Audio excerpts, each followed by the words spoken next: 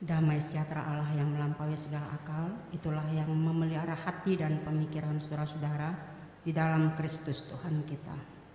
Amin.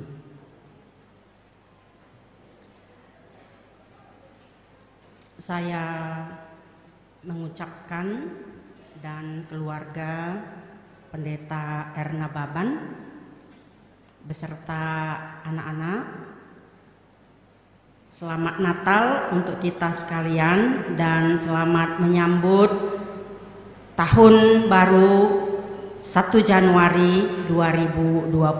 Horasma dihita.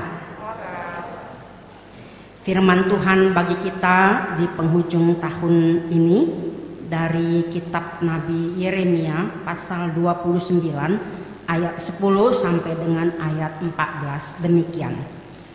Sebab beginilah firman Tuhan, apabila telah genap 70 tahun bagi Babel, barulah aku memperhatikan kamu. Aku akan menepati janjiku itu kepadamu dengan mengembalikan kamu ke tempat ini.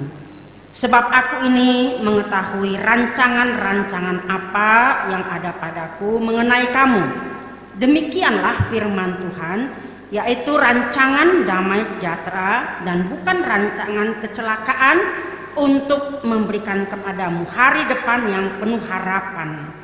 Dan apabila kamu berseru dan datang untuk berdoa kepadaku, maka aku akan mendengarkan kamu. Apabila kamu mencari aku, kamu akan menemukan aku. Apabila kamu menanyakan aku dengan segenap hati, aku akan memberi kamu menemukan aku. Demikianlah firman Tuhan. Dan aku akan memulihkan keadaanmu dan akan mengumpulkan kamu dari antara segala bangsa dan dari segala tempat kemana kamu telah kucerai beraikan. Demikianlah firman Tuhan. Dan aku akan mengembalikan kamu ke tempat yang dari mana aku telah membuang kamu. Demikian firman Tuhan.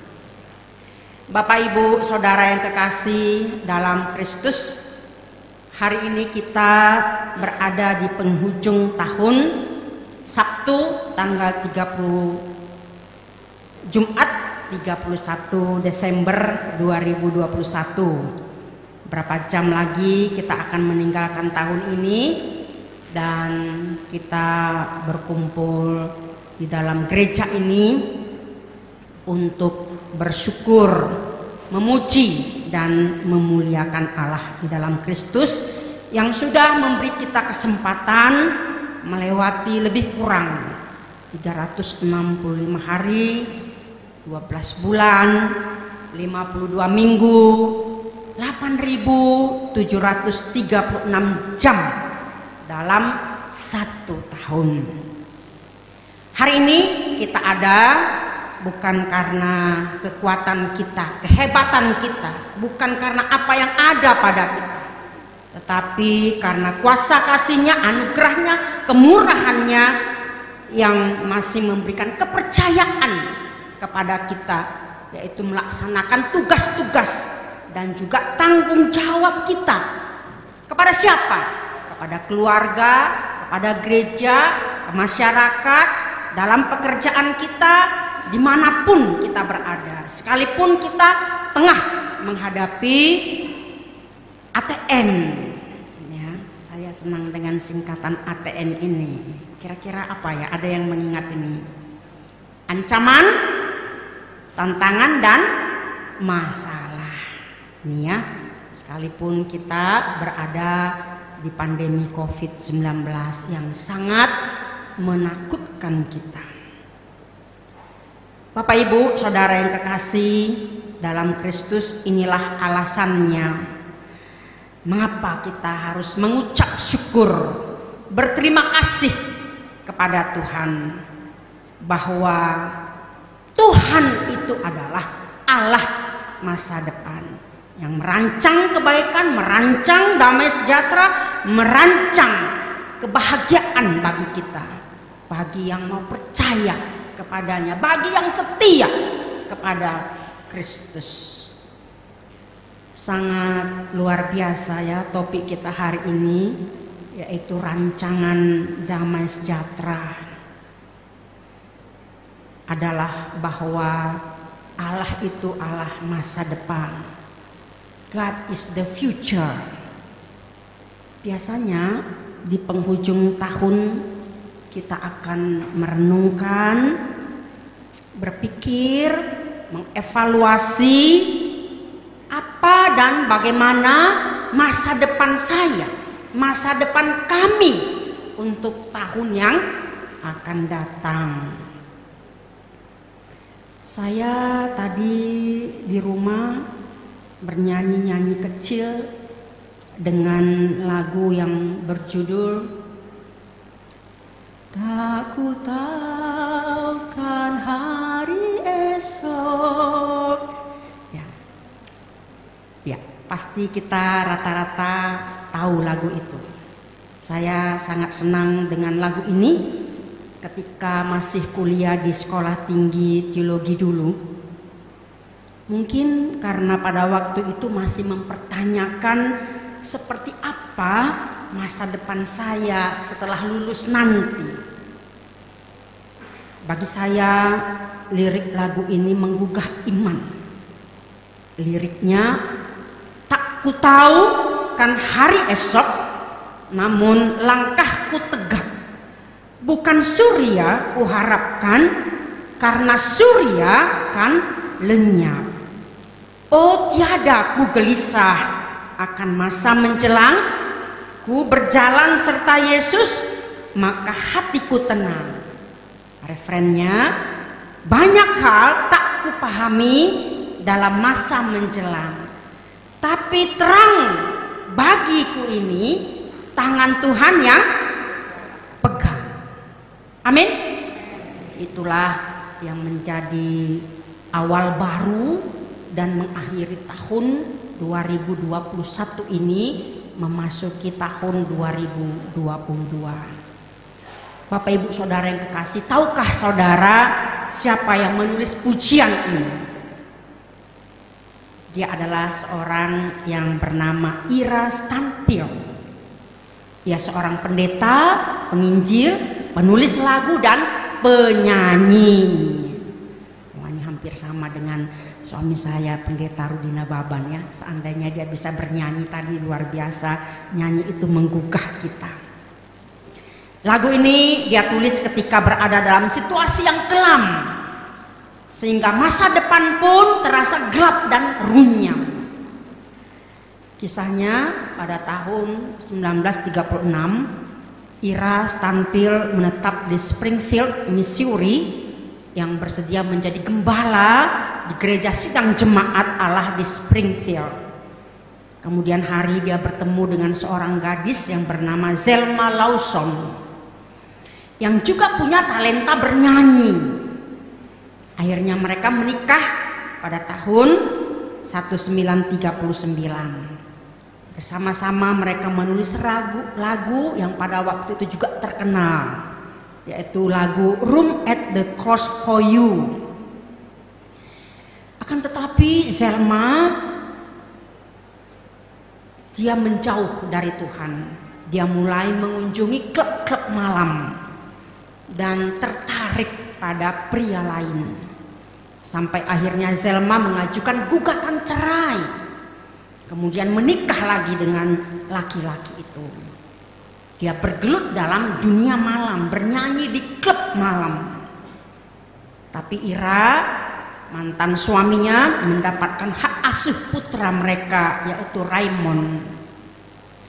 Pada tahun 51, sebuah kecelakaan mobil merenggut nyawa Zelma ini. Waktu itu dia berumur 28 tahun. Jadi antara perceraian dan kematian Zelma, disinilah Ira mencapai titik terendah dalam hidupnya. Dalam kondisi seperti itu banyak jemaat yang mencibir, mengkritik dia. Dalam situasi perceraian dan kematian, tetapi dia masih tetap saja berkhotbah. Hatinya tidak tenang, dia gelisah merenungkan bagaimana masa depan yang akan datang. Satu ketika dia mengemudi untuk pergi ke gereja, dan sampai di gereja ternyata Tuhan menaruh sebuah lagu dalam hatinya.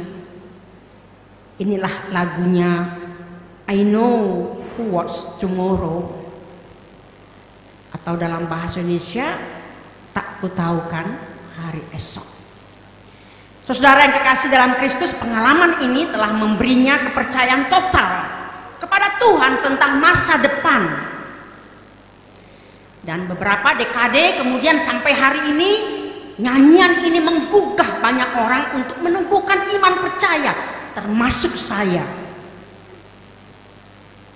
Mudah-mudahan Bapak Ibu juga seperti itu. Apapun masalah yang saudara hadapi di pandemi COVID ini, yakinlah seperti topik hari ini, bahwa Tuhan memberikan rancangan damai sejahtera, masa depan yang terbaik.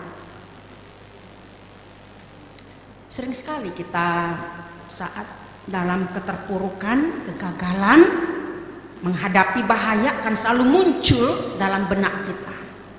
Akankah ada masa depan yang lebih baik? Bagaimana ini Tuhan? Bagaimana nasib keluargaku? Bapak Ibu Saudara yang kekasih, justru hari ini di penghujung tahun ini melalui firman Tuhan, Nabi Yeremia menyampaikan surat kiriman melalui perantaraan tim Elisa bin Safan kepada bangsa Israel, kepada seluruh tua-tua, kepada imam-imam, kepada nabi-nabi palsu, juga kepada semua umat itu dalam pembuangan Babel. Apa rupanya isi surat daripada Nabi Yeremia dan juga Raja Zedekia pada waktu itu? Yang pertama adalah harus berbenah diri.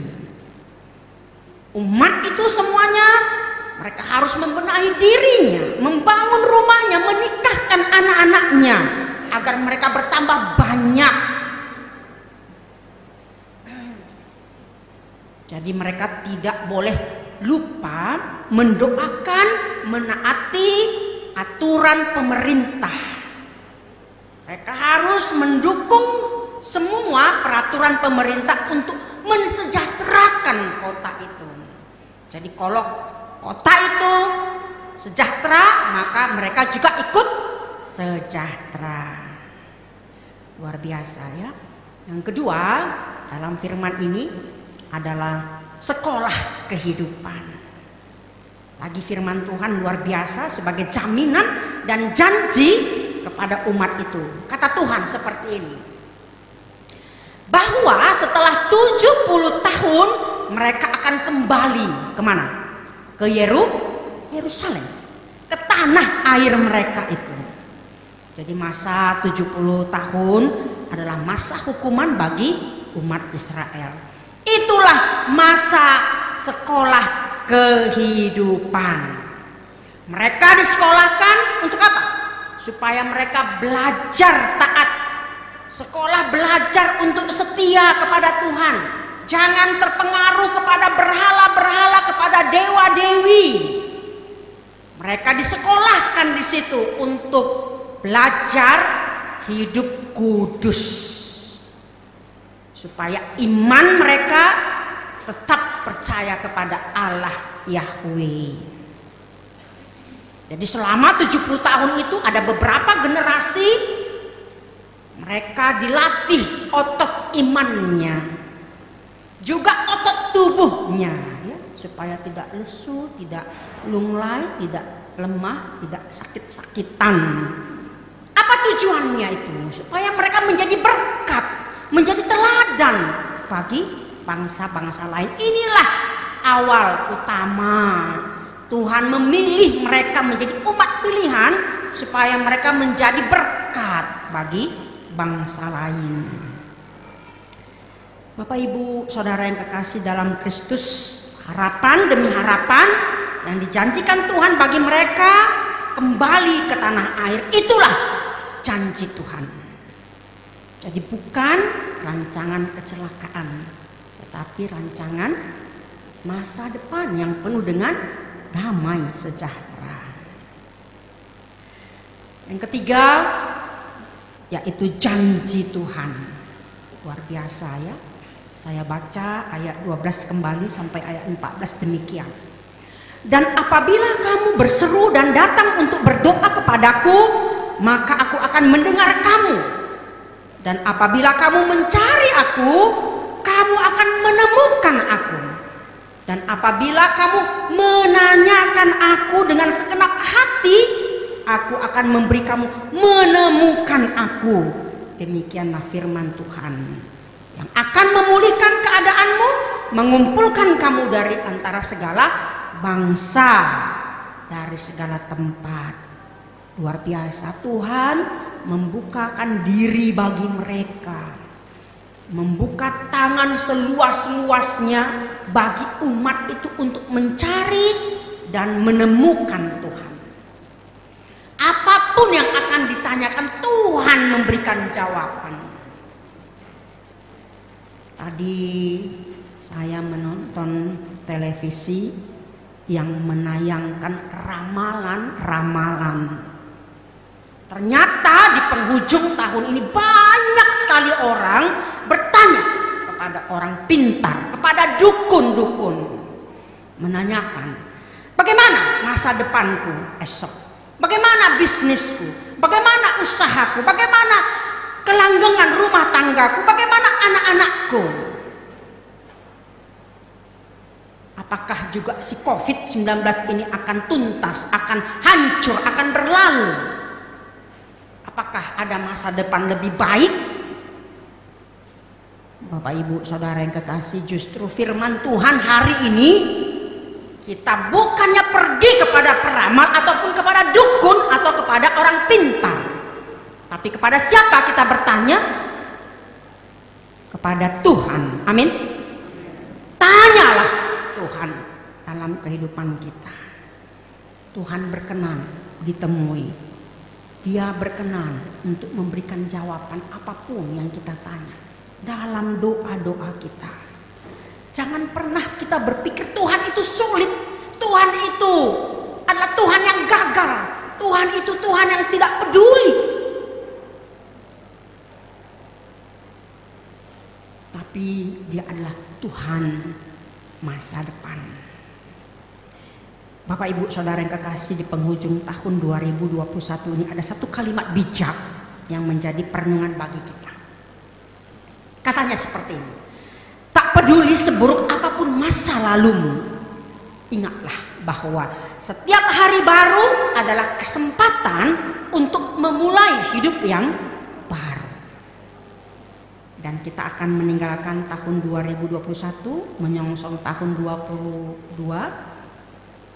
Sekalipun di sebagian orang tahun ini adalah tahun yang kelam, yang penuh dengan duka, penuh dengan kecemasan, penuh dengan ketakutan, tapi pasti ada kenangan yang manis, pasti ada kenangan yang indah. Mari kita songsong tahun baru dengan semangat yang baru, dengan harapan yang baru, masa depan yang baru. Kalaupun di sebagian kita terpukul oleh ekonomi dan juga terbatasnya oleh sosial kita bermasyarakat dan juga adat ataupun budaya, atau di bagian pihak lain hal itu semua tak berpengaruh dan banyak orang mencapai kejayaan, tapi jangan terbuai dengan euforia ini. Ya, ingatlah bahwa di depan kita masih ada hal yang perlu kita raih dan kita perjuangkan. Apalagi anak-anak muda, selesaikan kuliahmu dengan baik. Punya prinsip, punya tujuan, punya program. Pekerjaan apa yang mau kamu raih? Pasangan hidup yang bagaimana yang mau kamu temui? Ajukan itu semua kepada Tuhan. Dan mari kita bersyukur untuk setiap keberhasilan kita, bersyukur juga untuk setiap kegagalan kita. Bagaimanapun kita ada hari ini, itu karena anugerah Tuhan. Amin. Itu luar biasa, itulah berkat yang luar biasa. Jadi yang pertama yang kita lakukan adalah evaluasi diri, check and recheck, ya, introspeksi diri. Sekalipun kita menghadapi tantangan-tantangan ini, jangan hanya kita fokus pada kegagalan-kegagalan kita masa lalu, kelemahan-kelemahan orang lain, atau kesalahan-kesalahan orang lain, atau kesusahan-kesusahan kita, tapi kita fokus pada berkat-berkat Tuhan yang sudah kita terima dan yang akan kita terima lagi. Marilah di penghujung tahun ini kita berkumpul bersama, berdoa dengan sanak keluarga kita, saling mengampuni, saling memaafkan. Kasih Tuhanlah yang kita minta menaruh dalam hati kita, antara suami istri, mertua menantu, orang tua anak, akan amar lae, akan amar reda. Mari kita saling membuka diri, mengampuni, memaafkan, agar berkat-berkat Tuhan mengalir dalam hidup kita.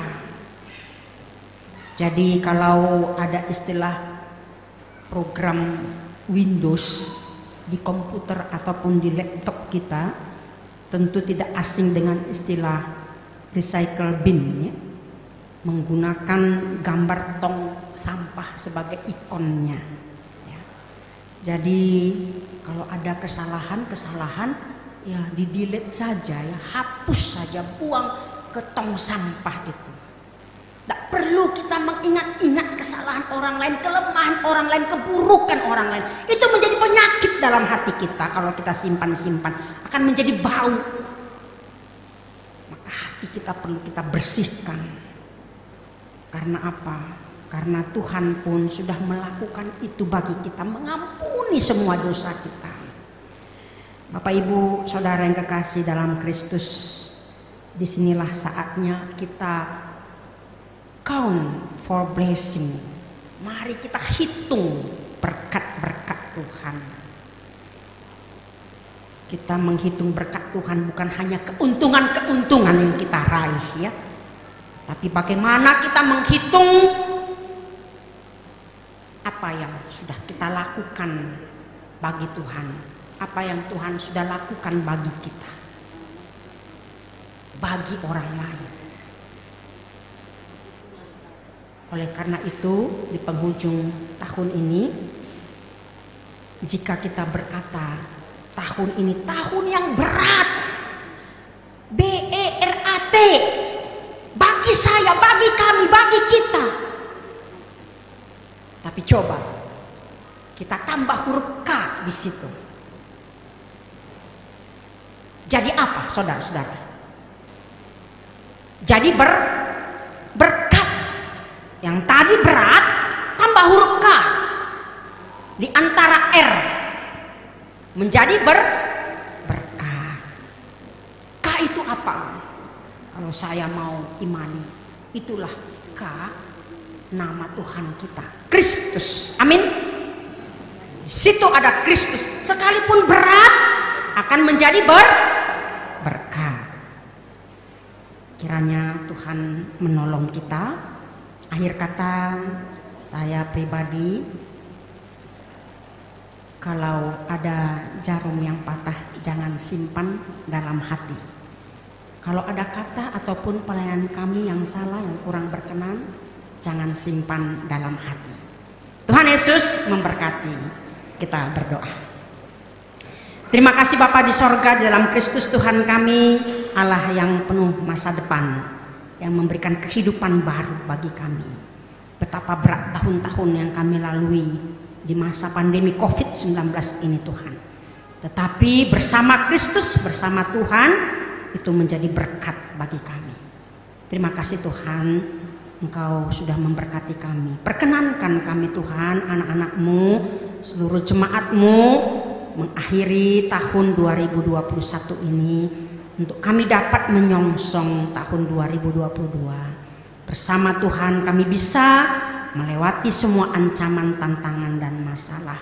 Dan Engkau adalah Raja kami, Tuhan kami, yang memberikan kemenangan demi kemenangan.